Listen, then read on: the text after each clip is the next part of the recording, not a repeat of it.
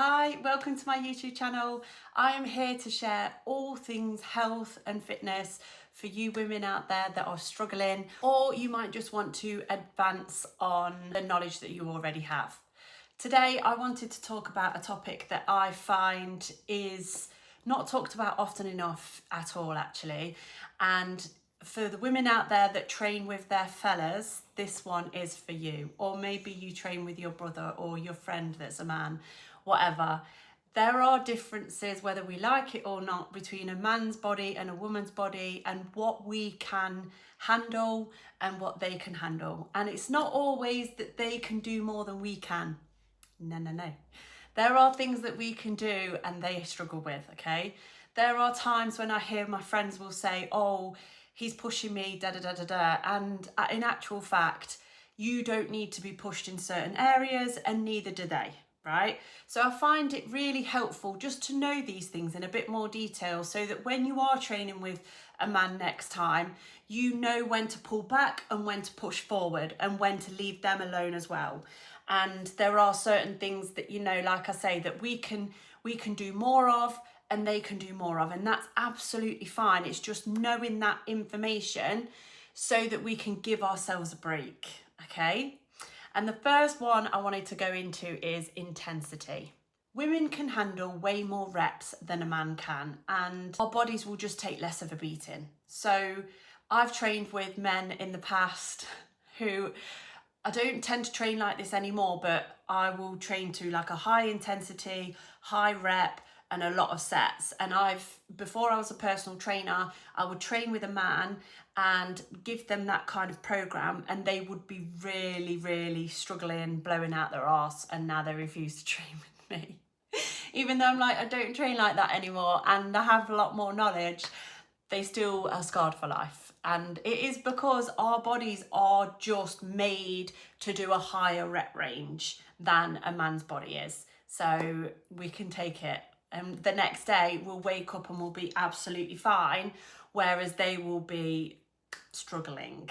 It is important to do what your body can handle, and if they can't do it, that's fine, you know. Don't let them get in your ear being like, oh, you're done. Like, if you feel like you can do 3 to 5 more reps, you do 3 to 5 more reps. Do you know what I mean?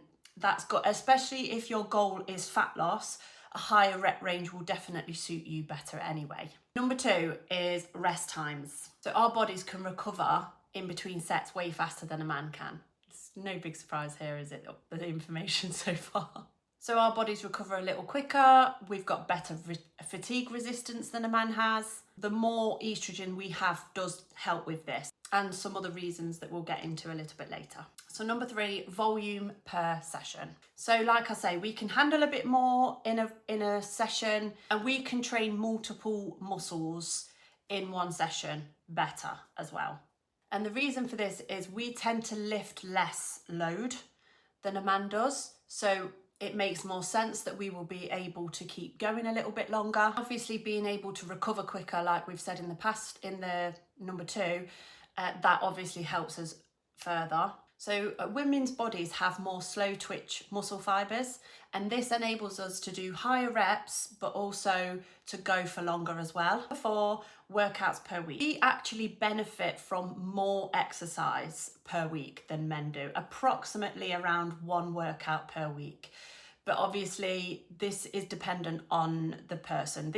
In fact, the whole video is very dependent on levels of abilities. So it's not a framework that, you know, you should take as gospel.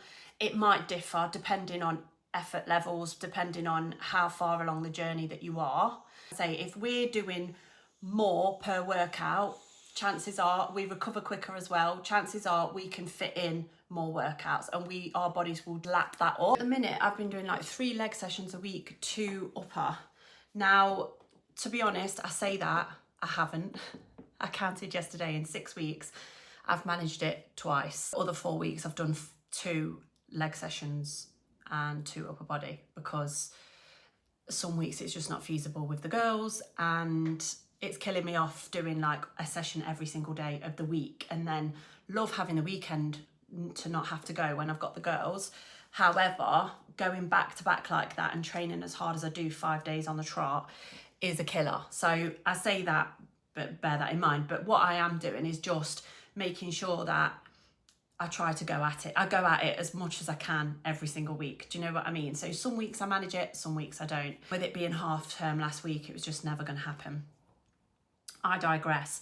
So with men, some men only do legs once a week, like a lot of men actually, especially in the gym I go to, only train legs once a week and then do like spread their upper body across a few days. I can see this as a negative. I like to see it as positive. It's better for insulin resistance, it's better for the mental health, and to get into a habit of training like daily. So if you have like a daily routine of I get up, I go to the gym, or I get up and I go out for a run, whatever it is you like to do, it's just so much better that you just get up, you go get it done, and the habit is there, and it's just like, it ends up being like just brushing your teeth. So in that sense, it's better, I feel. Number 5, axial loading. So this is exercises where the weight is bearing down on the body. So squats, deadlifts, overhead presses. Men find this way harder than women do, find it more fatiguing, and it is more fatiguing of the body, to be fair. It's like an all over workout. That's why they're called compound lifts, because you're using your whole body, generally speaking, to do these lifts. Whereas you go on the leg press, you are sat down, you are just pushing and you're using your legs. Yes, you're using your core as well, but it's not the same as a deadlift or a squat. I think as well that I've had this misconception for the first part of my training life that if you're not using a barbell, then it's not a decent enough workout. And I think must be where it stems from. That's just what I believed, that, you know, a workout without a squat in it, what? Like a leg day with no squats or a leg day with no deadlifts, like it just didn't, I just couldn't piece that together. It would never have been a workout of mine. This is obviously where it stemmed from, and I think compound lifts are really, really amazing if you can get them in. And as we age, it's really important to be putting some weight on our backs, you know, and using those muscles, because the more we do that, the better we'll be later on in life. Like I want to go into my 70s, 80s, 90s, like being as strong as humanly possible and not being a burden on anybody else. Having those lifts in, you'll benefit from that. But not only that, I just have to caveat that with the fact that we're getting older. You know, I train quite a lot, and I find that the more I try to lift, you know, whacking weight on the bar all every week, I just start to become injured. I start to become ridiculously fatigued, and you have to start to weigh up the pros and cons of that. And you have to take your ego out of the game a little bit. Like sometimes I'll be squatting a weight, and clients can squat heavier than me. At the same time, like I can't do that anymore. Like I know I'm only 39, but the more I lift and the more I get into that category, the more I just injure myself. And for me, what's important to me at the stage of life that I'm at now is the fact that I need to be able to move my body every week. I want to feel as strong as I can. I do not want to be injured ever. And, you know, I want to look good. I want to look good, I want to feel good, and I want to be strong. And I don't have to be squatting 80, 90, 100 kg to feel that way. Like I just don't. So you do have to weigh up the pros and cons in that respect. Number 6, effort levels. Now this is another one that's not the same for everybody, but men do tend to push a little bit harder than women do. If you are not somebody who trains, you will probably find that your fella works harder than you do, and he's probably encouraging you. That's usually what happens. The man is like, come on, come on, come on, come on. You could do more, you could do more, you can lift more, blah, blah, blah. Not taking into consideration the menstrual cycle, obviously.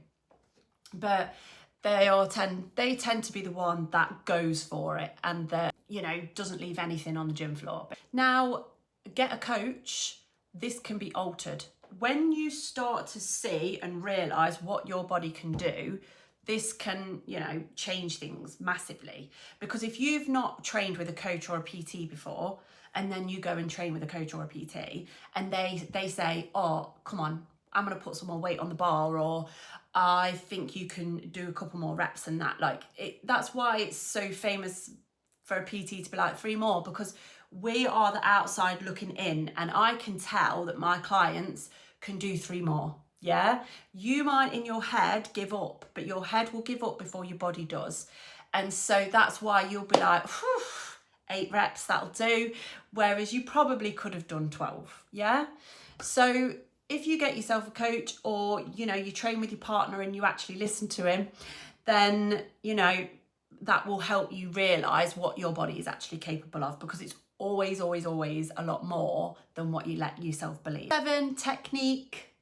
Women tend to have better technique as beginners than a man does. I feel like women follow instruction a little bit better. I know this is very stereotypical, I apologise, but generally speaking, women just follow instruction better.